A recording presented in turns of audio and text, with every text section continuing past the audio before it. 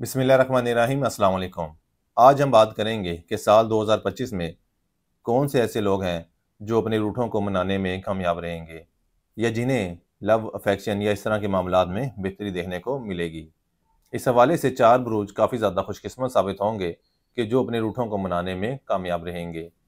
आप किसी से मोहब्बत करते थे या आपका कोई और दोस्त आपसे नाराज़ था, तो इस साल इंशाअल्लाह ताला आपके मामलात में बेहतरी आती ही नज़र आती है।